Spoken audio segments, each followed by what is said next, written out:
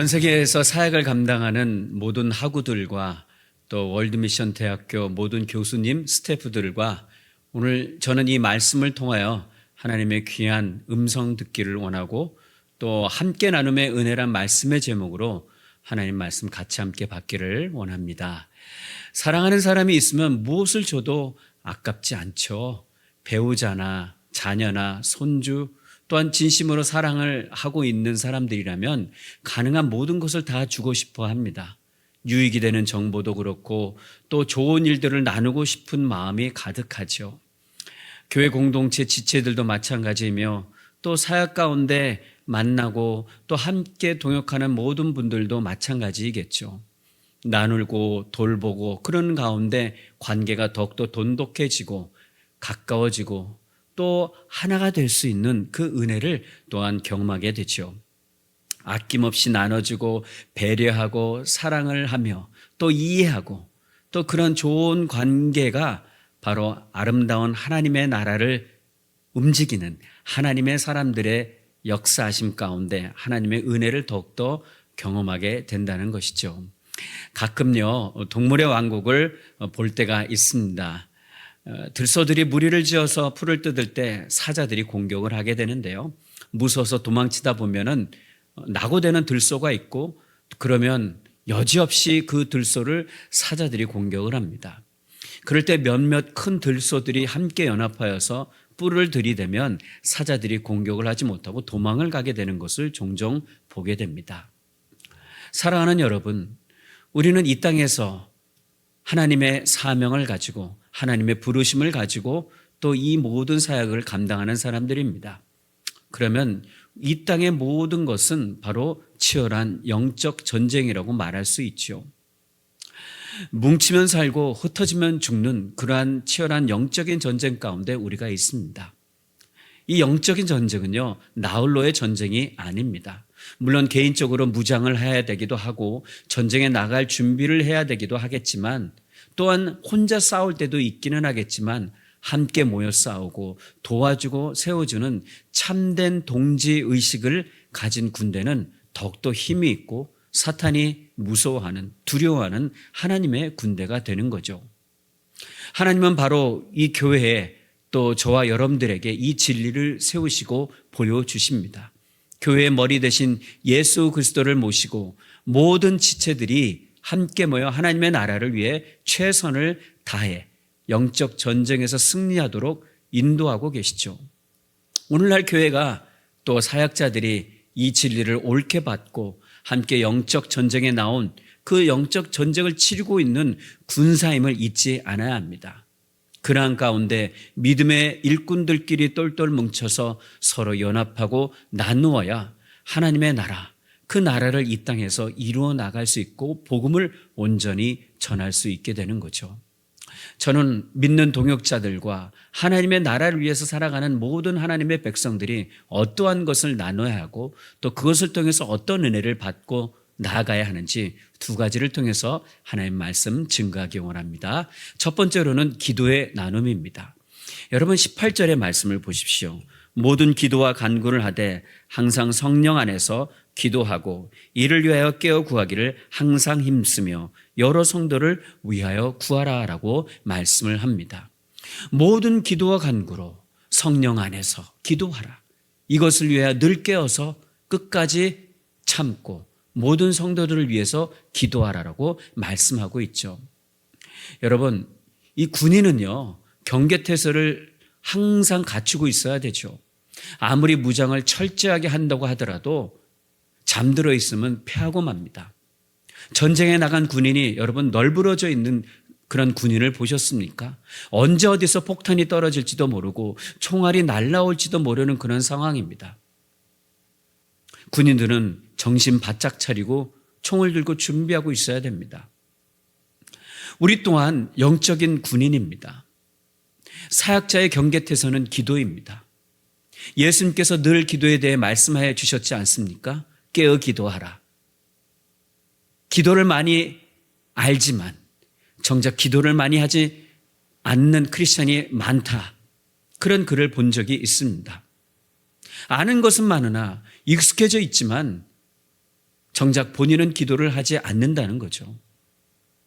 여러분, 기도는 우리는 늘 그렇게 들어왔습니다. 대화다. 누구와의 대화입니까? 하나님과의 대화이죠. 여러분, 기도가 하나님과의 대화라면 이 기도는 하나님과 함께하는 것이고 기도는 하나님께 열려 있는 것입니다. 마음과 삶에 모두 하나님께 열려 있는 것, 그것이 기도라고 말할 수 있어요. 그래서 성경이 말씀하는 기도는 무조건 달라고 조르는 것이 아닙니다. 성경이 말씀하고 있는 기도는 관계를 의미합니다. 예수님은 기도할 때 구하라, 찾으라, 두드리라 라고 말씀하시죠.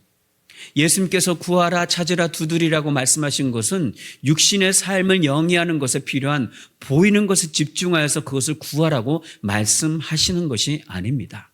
진정한 예수님의 그 뜻은 무엇입니까? 구하라, 찾으라, 두드리라. 바로 예수님 중심으로 살라는 말씀의 의미죠. 예수 그리스도를 구하고 예수 그리스도를 찾고 예수 그리스도께 나아가 두드려야 합니다.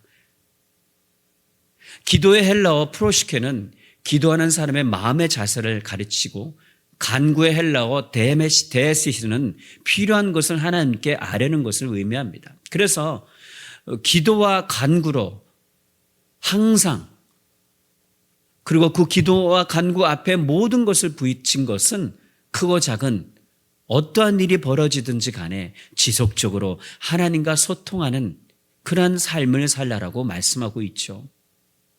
결국 하나님의 뜻, 하나님께서 말씀하시는 것을 무전기를 통해서 소통하듯이 계속적으로 끊임없이 해야 한다는 것을, 그래서 깨어서 구하기를 항상 힘써야 된다라고 말씀하고 계시는 거죠. 깨어서 이 영어 성경에는 stay alert이라고 번역을 합니다. 주의 깊게, 정신 차려서 깊게 경계하라는 말씀의 의미죠. 결국 우리가 하는 기도, 상황, 그것을 제대로 파악하고 집중해서 예수님 안에서 기도하라는 겁니다. 길게 큰 소리로 기도하는 것보다 더 중요한 것은 바로 깨어서 기도하라는 것이죠. 뿐만이 아니라 바울은 항상 기도하라고 말씀합니다. 이것이 깨어 기도하는 것만큼 중요하고 또 어렵죠. 한 번, 두 번 집중해서 기도할 수 있습니다. 그러나 기도를 해도 문제가 해결되지 않을 때, 기도하기 어려울 정도로 상황이 악화될 때, 이 상황과 관계가 바뀔 때 무엇보다도 우리의 처지가 기도하지 않을 때가 한두 번이 아닙니다. 그래서 여러분, 기도를 끝까지 하는 것은 참 쉽지 않은 일이죠. 그래서 그럼에도 불구하고 우리가 끝까지 기도해야 된다는 것, 그것은 우리의 힘으로 기도할 수 있는 부분이 아니라는 것을 오늘 본문을 통해서 우리에게 말씀해 주고 있습니다. 기도할 때 성령 안에서 반드시 기도해야 된다는 거죠. 성령 하나님의 인도함을 받고 기도하라는 뜻입니다. 하나님의 깊은 것까지 통달하시는 성령님, 하나님 함께 우리가 하나님의 모든 것을 누리고 또 하나님의 그 마음을 깨닫게 해주신 그 성령 하나님을 의지하여 우리가 기도해야 한다는 거죠. 때로는 내 힘으로 또 기도할 때가 있습니다. 그러면 드리는 기도가 힘이 빠질 수 있고 기도의 능력이 없어짐을 종종 느끼게 되죠. 성령 안에서 기도하지 않고 내 힘으로 기도했기 때문입니다. 여러분 또한 19절의 말씀을 보십시오. 또 나를 위하여 구할 것은 내게 말씀을 주사 나로 입을 열어 복음의 비밀을 담대히 알리게 하옵소서 할 것이니. 이어서 바울은 에베소 교인들에게 복음의 비밀을 온전히 전할 수 있도록 기도해 줄 것을 요청을 합니다. 그는 복음을 전파하는 사역을 30년 넘게 감당했습니다. 여러분, 한 분야에서 30년 이상 그것을 했다는 것은 그 분야에 통달한 사람, 전문가죠. 이쯤 되면 바울은 복음 전파의 전문가라고 말할 수 있죠.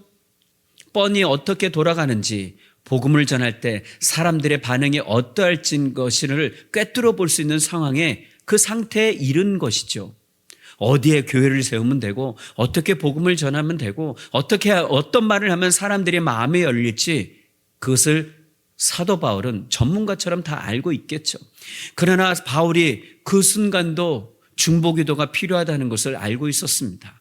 복음을 전파하는 사역은 무엇보다도 더 치열한 영적인 전투에 있는 상황임을 그가 너무나 잘 알고 있었던 거죠. 사탄은 무엇이든지 자기가 할 수 있는, 동원할 수 있는 모든 것을 이용해서 복음이 전파되는 것을 끝까지 막으려고 할 것입니다. 이런 악한 영들과의 전투를 벌일 때 승리할 수 있는 것은 성령 안에서 기도하는 것, 간구하는 것밖에 없고, 또 성령 안에서 함께 기도의 나눔을 통해서 승리할 수밖에 없다는 것을 오늘 본문을 통해서 말씀하고 있죠. 여러분, 누군가를 위한 중보 기도는요, 성도가 갖게 되는 능력이 되고 또 위로가 됩니다. 서로를 위해서 중보한다는 것은 어떤 의미입니까? 상대방의 마음을 품는다는 거죠. 품는다는 것은 어떤 의미입니까? 상대방의 마음의 상태를 이해하고 그 상대방의 문제를 내 것처럼 여긴다는 거죠. 바로 이러한 믿음, 그 믿음의 교통이 우리로 하여금 순수한 사랑을 나누게 하고 하나님의 역사하심을 경험케 한다는 것이죠. 사랑하는 여러분, 믿음으로 기도하시는 가운데 복음을 전하는 선교사님들을 위해서, 그리고 이 학우들을 위해서, 또한 월드미션 대학교 교수진들과 또 스태프들을 위해서, 그리고 서로를 위해서 함께 기도의 나눔을 통해서 함께 교통하셔서 귀한 믿음의 학우 사역자들이 되어서 우리 하나님께 영광 올려드리는 거룩한 하나님의 백성들이 되시기를 간절히 축원합니다. 두 번째로는요, 고난과 축복의 나눔입니다. 20절의 말씀을 다시 보십시오. 이 일을 위하여 내가 쇠사슬의 메인 사신이 된 것은 나로 이 일에 당연히 할 말을 담대히 하게 하려 하심이라. 바울은 현재 감옥에 갇혀 있는 상태입니다. 자신이 복음의 비밀을 담대하게 알려야 할 사명 때문에 사신으로서 쇠사슬에 매어 있다고 말하는 거죠. 이 소식을 들었던 에베소 교회 성도들, 교인들은 매우 근심거리가 된 거죠. 나중에 그 중에는 낙심되어서 믿음이 흔들리는 사람들도 있었습니다. 아니, 왜 하나님의 복음을, 하나님의 사명을 감당하는 사람들이 그런 어려운 고통 가운데 감옥에 갇힐 수가 있는가 하면서 낙심하는 사람들이 있었어요. 그래서 바울은 두기고편에 편지를 보냅니다. 에베소 교회 성도들을 위로하고자 보냅니다. 에베소 교회 교인들과 또 사도 바울이 서로 아픔을 나누고 사랑을 나누고 위로하고 있는 그 모습들을 여러분 상상해 보십시오. 정말 아름다운 장면이 되겠죠.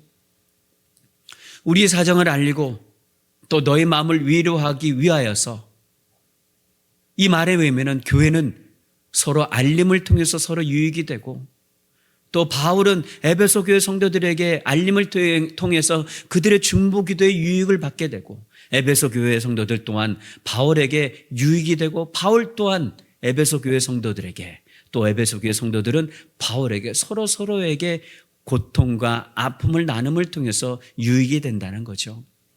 여러분, 하나님의 나라, 그 나라를 위해서 사역에 동참하는 하나님의 모든 사역자들은 전부 다 하나입니다.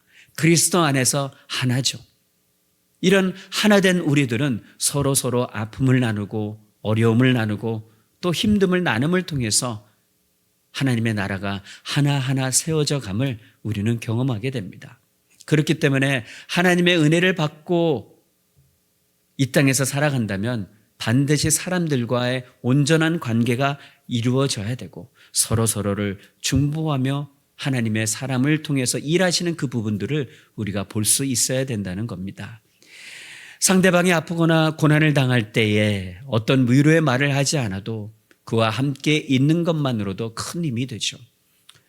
오래전에 제 아버님이 소천하셨을 때에 먼 곳에서부터, 또 그때 비가 엄청 많이 쏟아지고 있었는데 2시간, 3시간씩 운전해서 장례식에 참여한 분들이 있었습니다.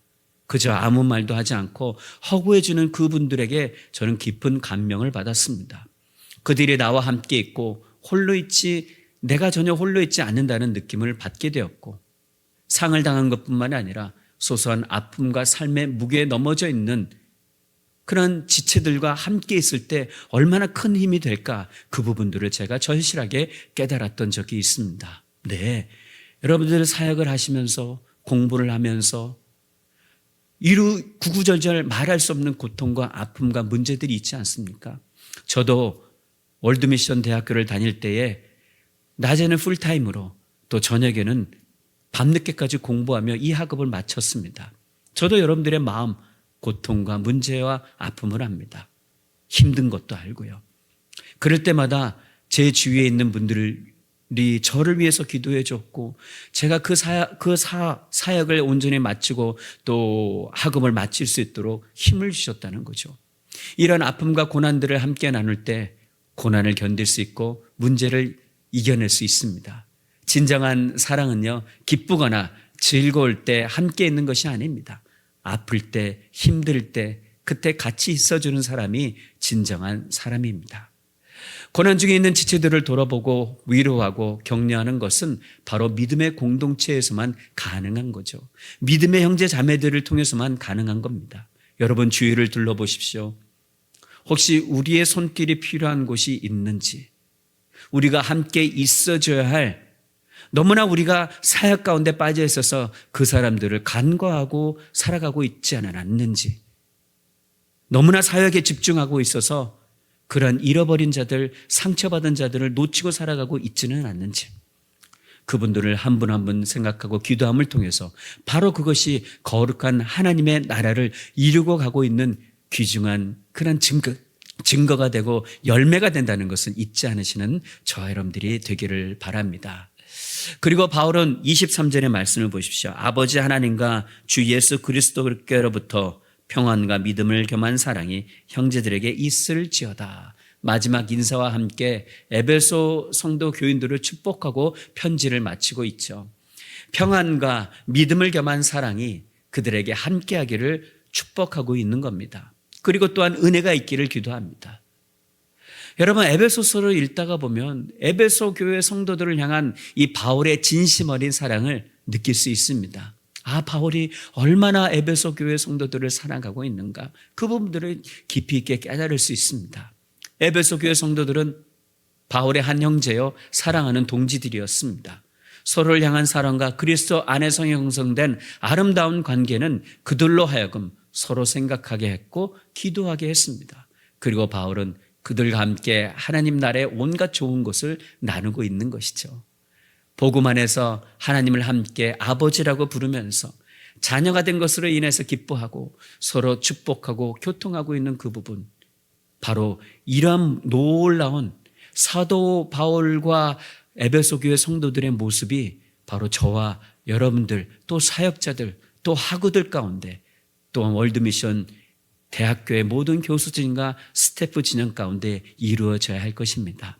서로를 위해서 복을 빌고 서로를 위해서 높여주고 배려하고 사랑을 나누는 귀한 믿음의 종들이 되기를 간절히 축원합니다. 사랑하는 여러분, 최근에 주위의 지체들에게 복을 나누어준, 축복을 빌어주고 기도해 주신 적이 언제입니까?